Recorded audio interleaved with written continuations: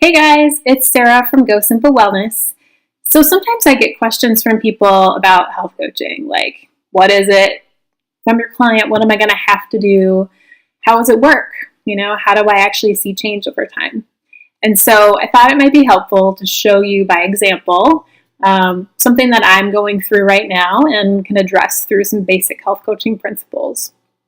So when I work with clients, I talk with them about what their goals are. So for me right now, my goal is to lessen the amount of sugar that I'm eating.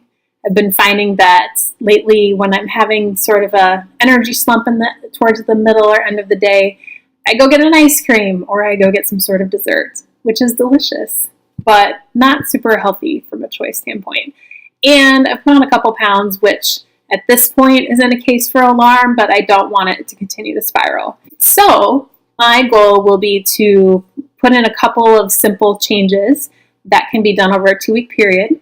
And then with clients, I typically connect with them throughout that 2-week period and see how things are going.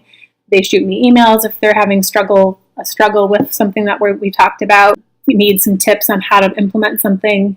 And then at the 2-week session, we talk about how we can either add on or adjust what we've already kind of begun. So my 2 simple experiments that I'm going to be putting into place are limiting desserts. It's just replacing that dessert with something sweet or getting a glass of water when I'm having a mid-afternoon slump. Taking a nap even. I mean, there are other choices than running for sugar. And so that's going to be my main one. If I'm out for dinner with friends or lunch and I want to have an ice cream cone with them, like that's maybe a little bit different because it's more about the social connection, the experience of it versus just, man, I really want this ice cream cone. So that's where I'm going to start.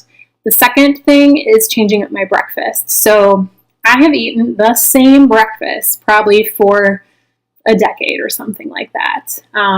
Just a bowl of cereal with almond milk and some green tea. It's not terribly unhealthy. It's not a ton of added sugar. I get the cereal that has pretty low added sugar.